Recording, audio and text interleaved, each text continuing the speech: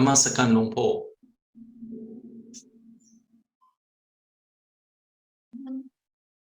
Hello again. Namaskaran หลวงพ่อ Thank you for stopping over in Singapore last week during the Chinese New Year, and we are glad that we have the opportunity to ask you some questions under the Bodhi tree in Palelai. Very beautiful spot. It's always nice to sit under a Bodhi tree. So on that day, you mentioned to us about pariyatti and patipatti. So I believe that is referring to the theoretical part as well as the daily practice. Sometimes we also hear some teacher mention about Chintamaya Panya, Suttamaya Panya, and Pavanamaya Panya. Probably is referring to like thoughts or through learning and through cultivation or development. So my question this evening is that for the Chintamaya, is it similar to a kind of reflections or contemplation?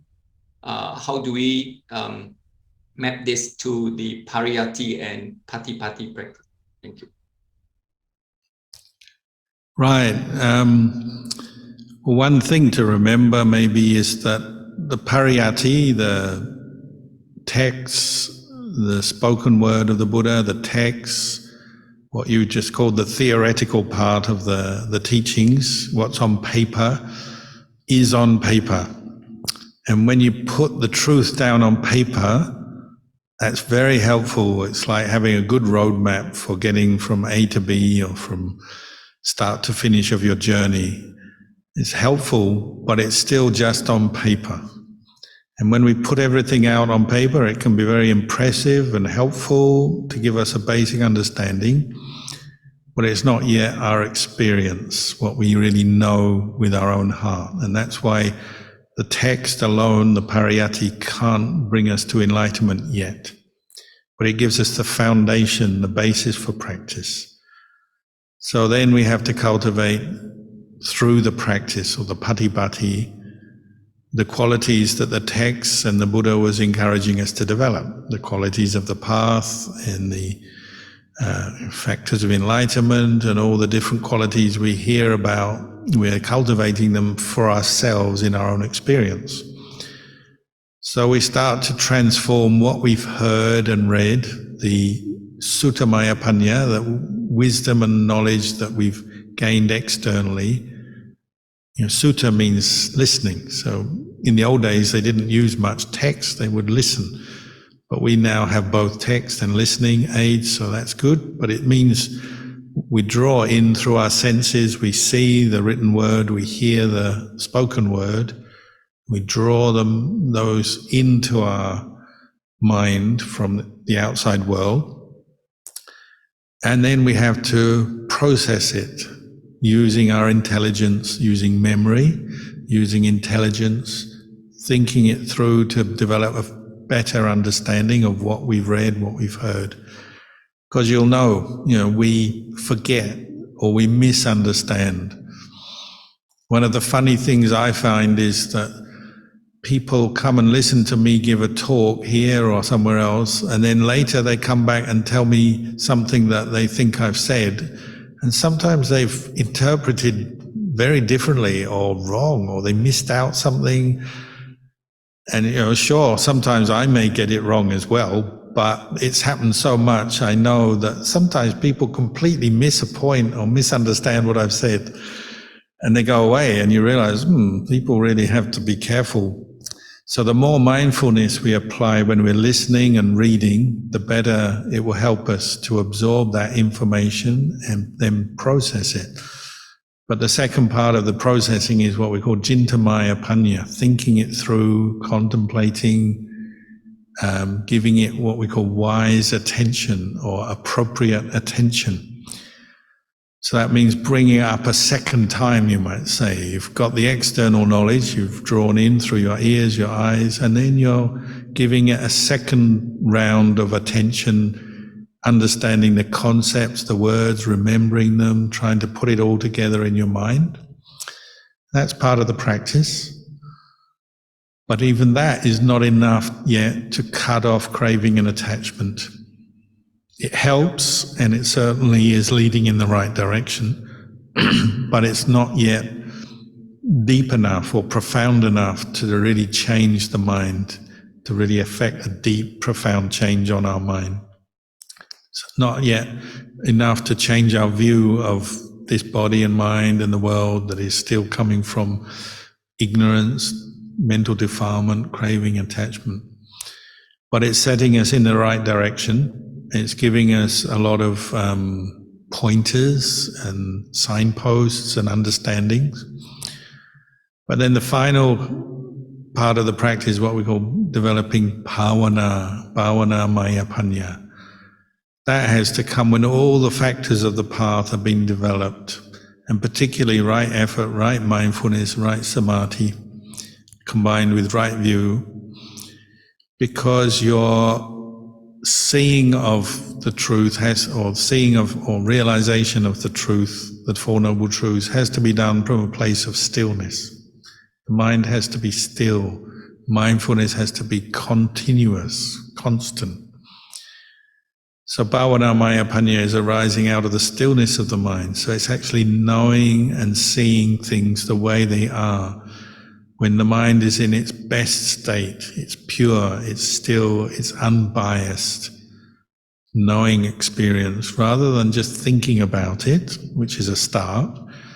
But then you have to get to the point where you're just seeing experience as it is, and particularly knowing craving as craving. And knowing craving always leads to suffering. Craving is to be abandoned and then abandoning it. So I like to compare it to like knowing the nature of fire. When you're born into the world, you don't yet know that fire is dangerous because it's hot and it burns you. And you usually, even if someone tells you stay away from fire, you don't really believe them or know it until you've gone close enough to feel the heat, and maybe you've burned yourself or at least got hot enough to know, oh, that hurts, that's bad for me, I don't want that. Then you don't doubt it anymore, and you don't have to think about it anymore. You just know fire burns, stay out of fire. We all know that. But that's on the material level. Where we don't know is the fires of the mind, greed, anger, delusion. That's where we're still lacking. That's why we have to develop mindfulness, insight, bhavana maya panya, to the point where the mind just automatically drops craving and attachment, because it knows automatically they're suffering and they're the cause of suffering. Bhavana maya panya is like that. So it's not like, is this craving? Is this going to lead me to suffering? Should I abandon it? There's no more of that kind of hesitation, doubt, confusion, which we often have in the beginning, and we're not always sure of what is what. Bhavana maya panya is, this is to be abandoned, it's automatic. But bhavana maya panya deepens, especially as you develop more states of calm, samadhi, stillness. It's like you're picking up areas of your mind where craving and attachment has been hiding or lurking that you didn't notice before, so you start to pick them up. It's like the radiance of the mind, the luminous nature of the mind highlights or reveals craving in ever more refined areas of the mind, ever more refined areas of your experience, to the point where everything is completely covered.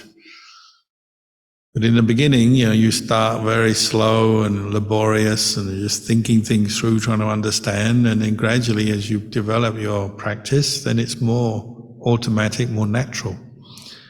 So we're developing from Sutta Maya Panya, Jinta Maya Panya, Bhavana Maya Panya. Ajahn Chah said it's a bit like a mango. You got a mango, it starts as a flower, a little bud, then there's a flower, then you get the little baby mango, the green mango, and that grows, but it's still green, hard. Only after a long time you get the ripe, soft, juicy mango. You can say, well, it's all a mango, it's all the same thing, but one stage has come out of the other. And Panya is a bit like that. Thank you, Long Po. Sadhu Luang Por. Next, we have a question from Amanda in the chat box. Dear Ajahn, I have a question about meditation. I try to be aware of breathing in and breathing out. However, I feel very difficult to be aware of it because I cannot relax. Even when chanting, I feel my neck and my head are very tight. After I do the meditation, I feel unwell, such as mental tiredness, headache, dizziness, and my eyes become very tired. Also, I don't feel any mindfulness and any happiness. I think I am doing the opposite way of what meditation I should be doing. How should I adjust the meditation practice? Well, I sympathize with you. One thing is to just take some time to sit down and have a look at your own state of mind that you bring to your meditation practice. Maybe you need to cultivate a little bit more loving kindness and compassion, metta and karuna as the basis for your approach to the meditation. Developing this sense of goodwill, well-wishing for yourself and then for others as a starting point, even before you come to the breath or chanting or anything.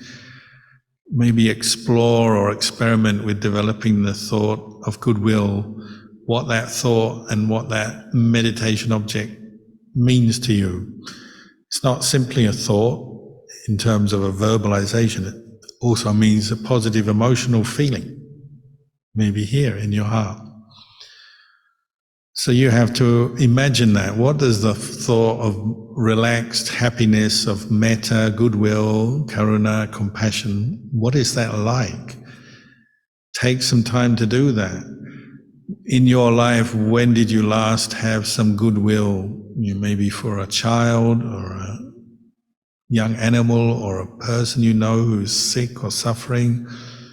What is that feeling? What is that? How does it express itself? And you try to recreate that, bring that up as an exercise. You just do that.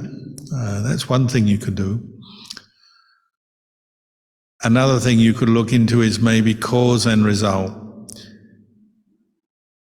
Maybe the cause of all this stress and unhappiness and uncomfortable feelings that you're experiencing is not actually the meditation. Maybe it's from other aspects of your life.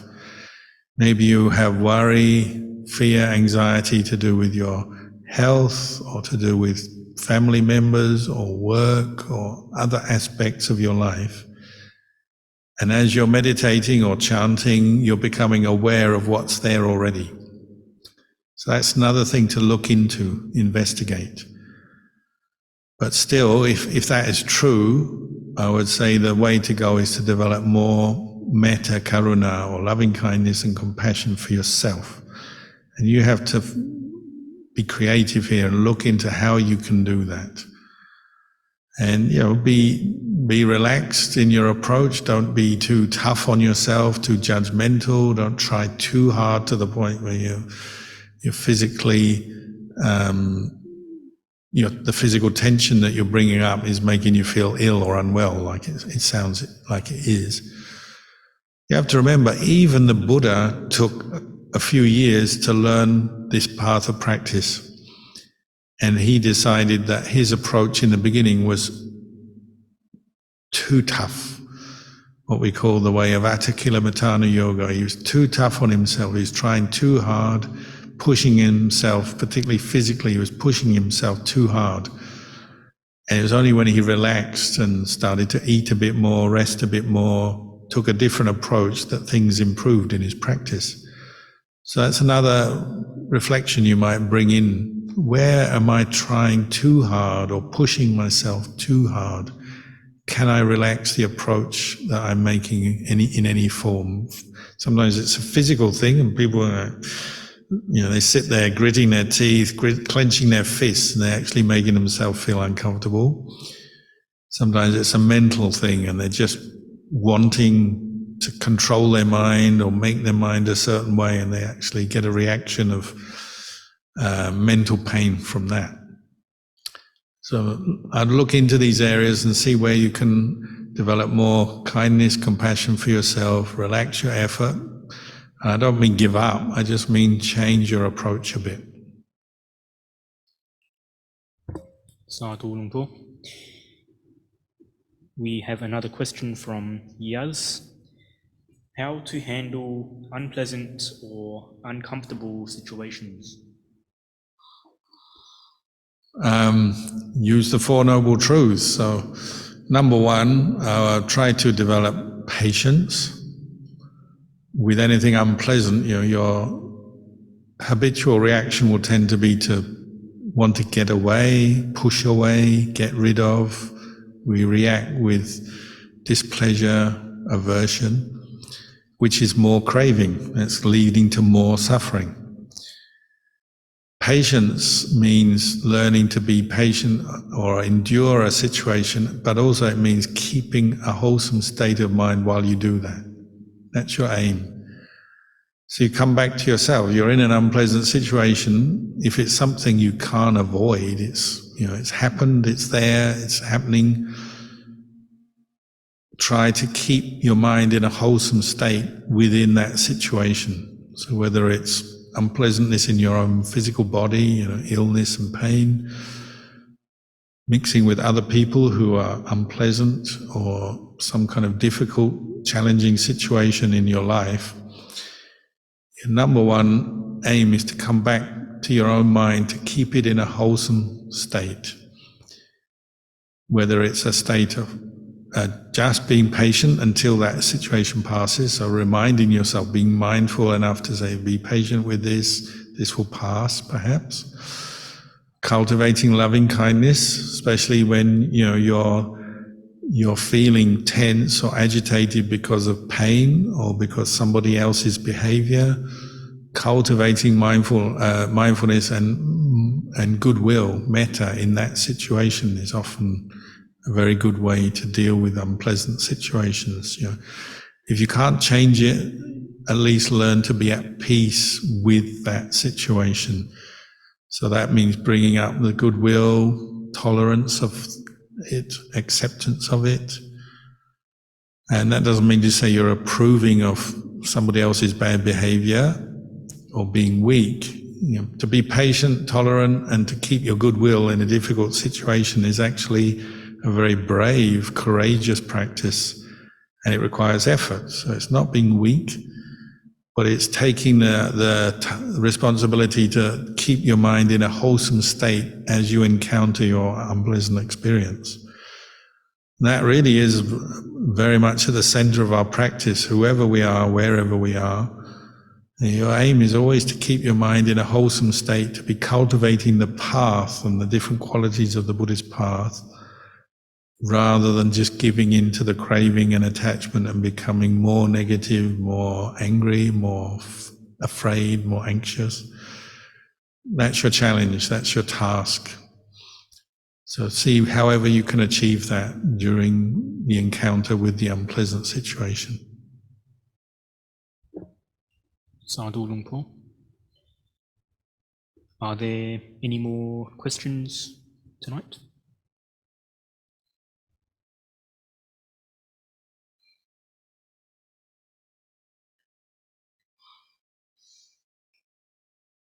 Feel free to send any more through the chat box or raise your hand. Looks like we have another question from Ona. Ask you to unmute.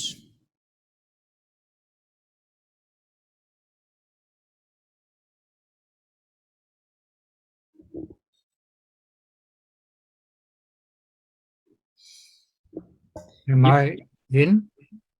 Yes, we can hear you. Luang Por, sorry that I missed you when you were in Palilai, because I was away then. But listening to you today about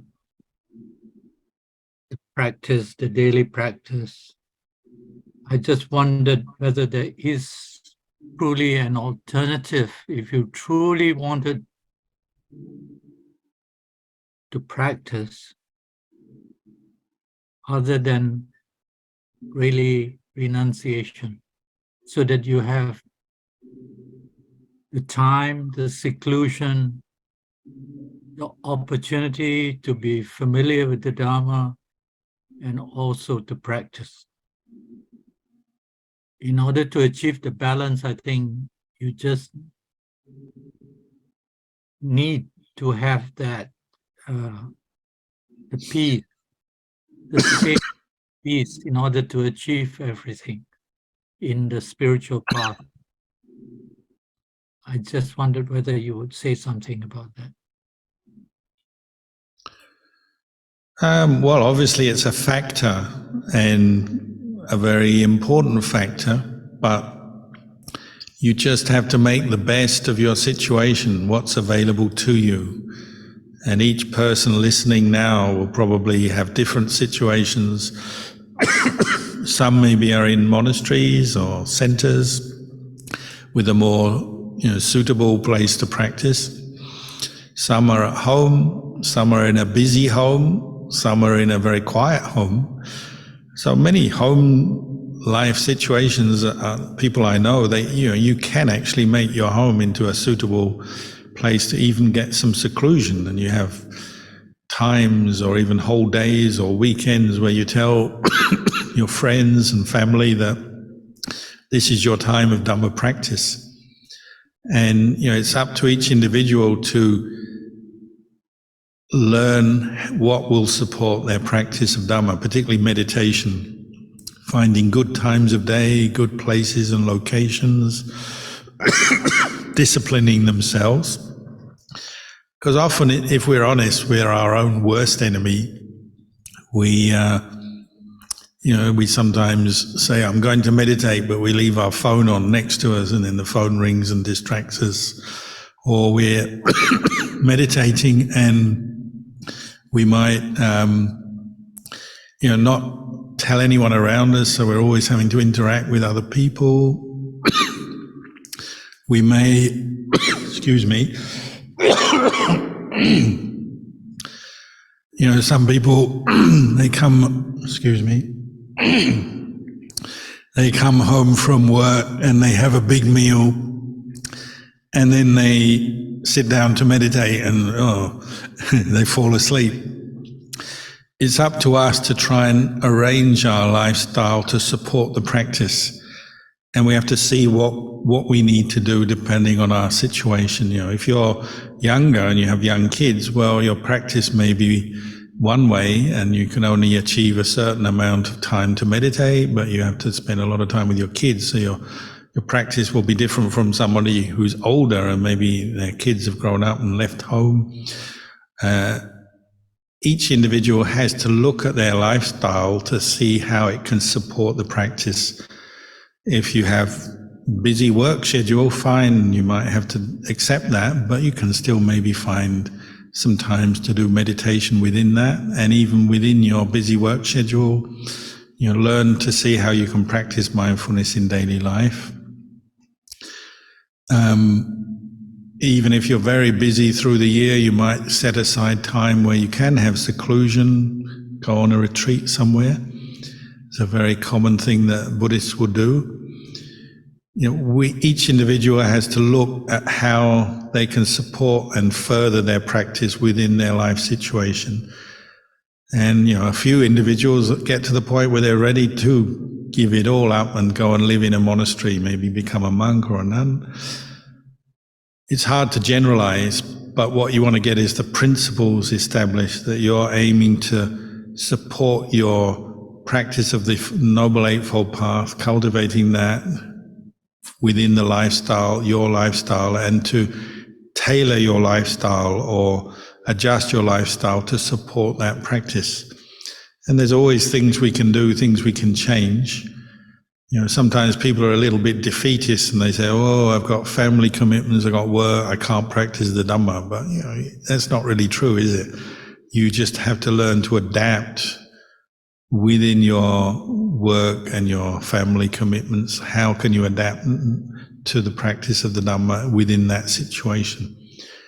So you make your situation work for you as you practice the Dhamma, rather than feeling somehow that the Dhamma is too difficult and you have to give up the Dhamma so that you work or interact with your family. Try and turn it around so everything you do is supporting your Dhamma practice, whether you're a layperson or a monastic, wherever, it doesn't matter. Everything you're doing is to becoming part of the practice and supporting your practice. Thank you.